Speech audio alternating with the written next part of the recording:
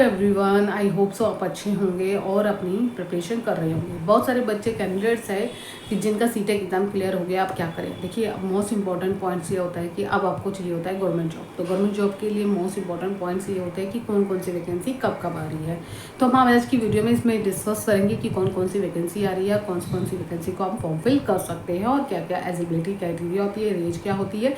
इस वीडियो में हम डिस्कस करेंगे ये सारे पॉइंट्स, ताकि आप फॉर्म फिल करने से पहले ये एलिजिबिलिटी जो क्राइटेरिया होता है उसको फॉर्म फिल करने से पहले आपकी फुलफिल होनी चाहिए, ताकि आपको ये फॉर्म भर सकते हैं। मोस्ट इंपॉर्टेंट, अगर चैनल पर फर्स्ट टाइम है तो चैनल को लाइक शेयर सब्सक्राइब करें, ताकि एजुकेशन से रिलेटेड वीडियो मिलती रहती है।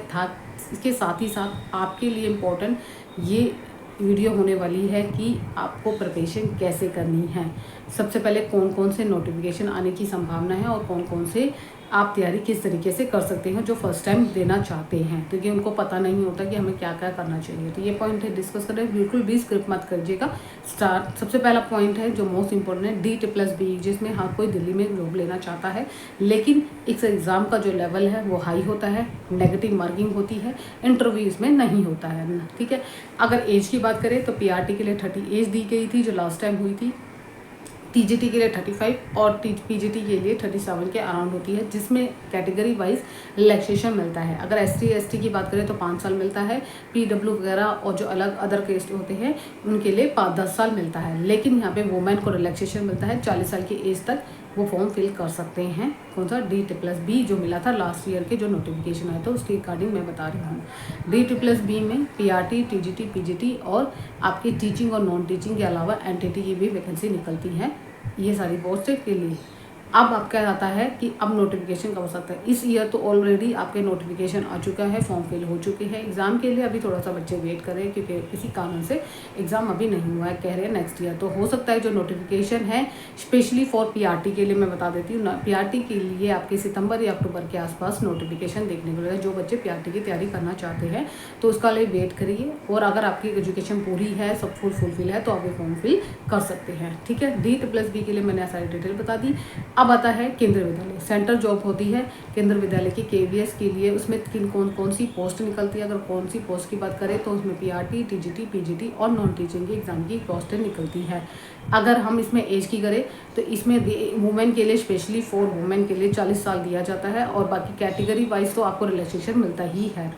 ठीक है। PRT, TGT और PGT के लिए 40 साल की एज के लिए रिलैक्सेशन मिलता है, यानी कि 10 साल का।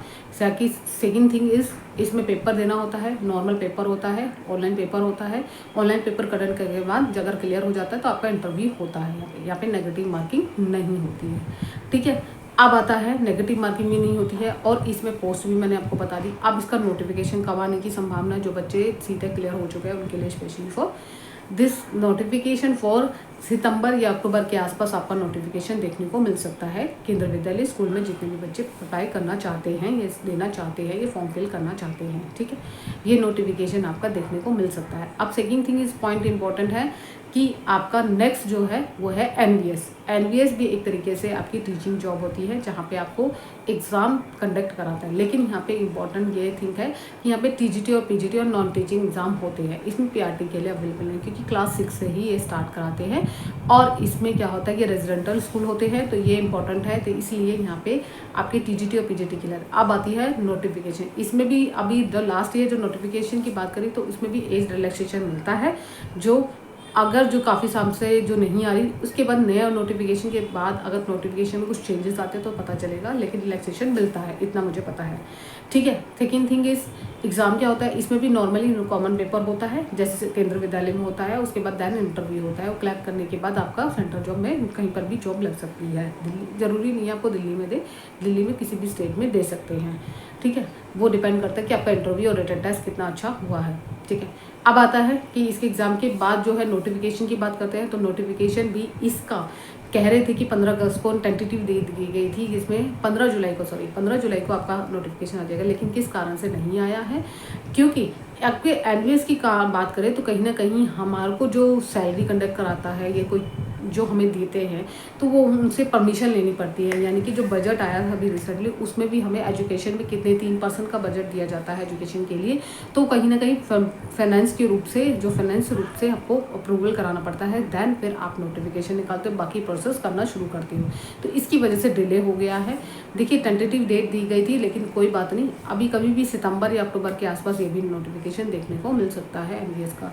ईएमआरएस का भी आपको, second thing is most important, EMRS यानी कि एकलव्य स्कूल जितने भी होते हैं वो रेजिडेंटल स्कूल होते हैं, उसका भी नोटिफिकेशन आपको टीजीटी, पीजीटी और आपका पीआरटी और अदर नॉन टीचिंग एग्जाम भी देखने को मिलते हैं, जिसमें आपके अब इसका नोटिफिकेशन की बात करें तो नोटिफिकेशन सितंबर या अक्टूबर के आसपास देखने को मिल जाएगा। तो ये सारे एग्जाम आपके होने वाले हैं जो गवर्नमेंट जॉब के लिए अप्लाई करना चाहता है।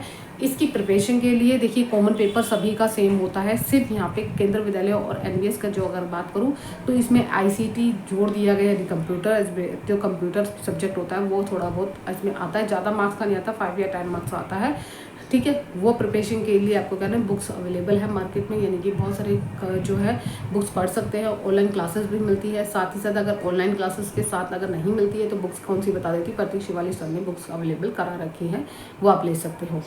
अगला आता है कॉमन पेपर। कॉमन पेपर अगर तैयारी कर रहे हो तो इसमें मैथ्स भी होती है, रीजनिंग भी होती है, आपकी जीके भी होती है, जीएस भी होता है, करंट अफेयर्स, हिंदी, रीजनिंग, जो कॉमन पेपर होता है आपको पढ़ते आ रहे हो वही तैयारी आपको करनी है।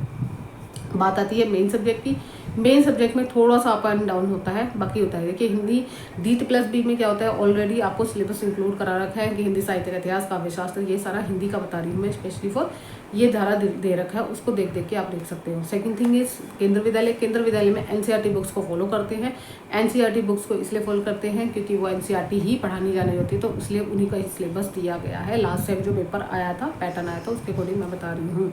सेकेंड थिंग इज जो एग्ज़ाम हो गया एनवीएस का हो गया, केवीएस का हो गया, ये सेम मैंने आपको बता दिया। DT+B में अलग से सिलेबस होता है क्योंकि 20 मार्क्स के होते हैं और हर एक कॉमन पेपर होता है। अगर हम कॉमन पेपर की तैयारी करें तो सब में सेम ही होता है, थोड़ा बहुत ऊपर नीचे हो सकता है। मेन सब्जेक्ट में थोड़ा सा डिफरेंस होता है कि मेन सब्जेक्ट जो DT+B का वो अलग दिया होता है, एनवीएस और केवीएस का अलग दिया होता है, ईएमआरएस का भी अलग दिया हुआ होता है, ठीक है, एकलव्य स्कूल का। तो इसलिए आप अपनी तैयारी शुरू कर दीजिए। आपको इस एग्ज़ाम को करेक्ट करने के लिए कम से कम 6 महीने का टाइम होता है। आप आपकी केंद्र विद्यालय में, तो केंद्र विद्यालय सिर्फ मिनिमम 3 मंथ लेते हैं, 3 मंथ के अंदर पेपर कंडक्ट कराते हैं, क्योंकि मैंने खुद दिया हुआ है, तभी मैं बता रही हूँ। क्योंकि 3 मंथ में आपको इतनी तैयारी भी नहीं मिलेगी, इतना टाइम नहीं मिलेगा कि आप सारे एग्जाम क्लियर करो। लेकिन यह है कि आपको एक जॉब लेनी है, तो एक जॉब लेने के लिए आपको इतनी सारी वैकेंसी में कॉमन पेपर के तो प्रिपरेशन आप कॉमन कर सकते हैं। मेन सब्जेक्ट आता है, मेन सब्जेक्ट आपका चाहे हिंदी हो, चाहे इंग्लिश हो, चाहे साइंस हो, चाहे मैथ्स हो, तो कहीं ना कहीं आपको अभी से ही प्रिपरेशन शुरू करनी है। तो बहुत सारे बच्चे वेट कर रहे होंगे कहीं ना कहीं इस गवर्नमेंट जॉब का अप्लाई करने के लिए, तो आप अपनी प्रिपरेशन जारी रखिए, स्टॉप मत कीजिए, क्योंकि जहाँ जहाँ स्टॉप कर दोगे कहीं ना कहीं आपकी जो पढ़ाई का जो रूटीन है वो आपका अनफॉलो हो जाएगा, तो कहीं ना कहीं आप उससे अलग हट जाओगे। लेकिन काफ़ी सारे बच्चे इस क्वेश्चन में रहते हैं, इस माइंड में रहते हैं कि हमारा नोटिफिकेशन आएगा तब हम तैयारी करेंगे, तब हमारा एग्ज़ाम क्लियर हो जाएगा। ऐसा नहीं होता, एग्ज़ाम का जो लेवल है वो हमेशा अप होता रहता है, स्पेशली फॉर DT+B। अब केंद्र विद्यालय के एग्ज़ाम का जो आएगा नोटिफिकेशन, तभी पता चलेगा कि इसका लेवल क्या है, इसका सिलेबस क्या है। तो हम डिटेल में उसका सिलेबस भी डिस्कस करेंगे हर एक एग्ज़ाम के अकॉर्डिंग, जैसे जैसे नोटिफिकेशन आएगा वैसे वैसे डिस्कस भी कर सकते हैं। इसके लिए मैं स्पेशली बार बार बोल रही हूँ, अपनी तैयारी कंटिन्यू रखिए, ड्रॉप मत कीजिए। जहाँ आपने ड्रॉप किया वहीं आपकी तैयारी स्टॉप हो जाएगी और फिर आपको एंड टाइम पे क्या हो जाएगा, कन्फ्यूज़न हो जाएगा कि हम ये पढ़े वो पढ़े, ये कर ले वो कर ले। ये नोटिफिकेशन के वे आते ही बच्चे क्या होते हैं, होपलेस हो जाते हैं, सारी क्लासेस ज्वाइन कर लेते हैं, सारी क्लासेस कभी उसकी ले ली उसकी नहीं, ऐसा नहीं करना है। सबसे पहले अपनी कमांड बनाइए सेल्फ स्टडी। मैं क्यों बोलती हूँ, क्योंकि सेल्फ स्टडी मोस्ट इंपॉर्टेंट होती है। अगर आपके कोई सब्जेक्ट वीक है तो आप उसकी क्लासेस ज्वाइन कर सकते हैं, अदरवाइज अगर आपका सारे सब्जेक्ट अच्छा है तो आप डेली अपनी बुक्स लीजिए, मार्केट में अवेलेबल होती है, पढ़ना शुरू कीजिए। ये मत रहिए कि नोटिफिकेशन आएगा तब मैं पढ़ूंगा तब मैं पढ़ूंगी, तो ऐसे इसके तरीके से टाइम वेस्ट मत कीजिए। तो मोस्ट इंपॉर्टेंट बच्चे कहीं ना कहीं इस चीज़ में कहीं ना कहीं वंचित रह जाते हैं कि हमारा एग्ज़ाम 1 या 2 नंबर से रहे, क्योंकि अगर हम ये सोचें कि हमें 1 या 2 नंबर से रह गए, तो हम उस 1 या 2 नंबर की बात ना सोच के हम सोचते हैं ना कि हमारा हाईएस्ट मार्क्स है, तो ये कट ऑफ हमेशा हाई ही जाती है। लास्ट टाइम जो मैंने अगर केंद्र विद्यालय का दिया था पीजीटी का, तो उसमें कट ऑफ ज़्यादा ही हाई गई थी, जिस हिसाब में मेरा क्लियर नहीं हो पाया। तो मैं इसलिए कह रही हूँ स्पेशली फॉर उन बच्चों के लिए जो फर्स्ट टाइम अब एग्ज़ाम देना चाहते हैं, तो इनके लिए ये इम्पॉर्टेंट है कि अपनी तैयारी कंटिन्यू रखिए। इसके अलावा आपको कोई भी गाइड चाहिए या कोई भी गाइडेंस चाहिए, जो इम्पोर्टेंट है कि इस एग्ज़ाम को क्रैक करने में आपको कौन कौन सी बुक्स की मदद लेनी चाहिए, तो मैं अलग से ज़रूर बताऊंगी, स्पेशली फॉर जो मैसेज करेंगे। ठीक है, आज की वीडियो में इतना ही। मिलते हैं नेक्स्ट वीडियो में नेक्स्ट टॉपिक के साथ। Bye bye, take care. अगर ये वीडियो यूज़फुल लगे तो प्लीज़ सब्सक्राइब कर देना, लाइक कर देना, ज़्यादा से ज़्यादा लाइक शेयर और सब्सक्राइब करना। बहुत सारे बच्चे क्या है, कैंडिडेट्स लाइक नहीं करते, शेयर नहीं करते हैं, ताकि उनको हेल्प मिल सके।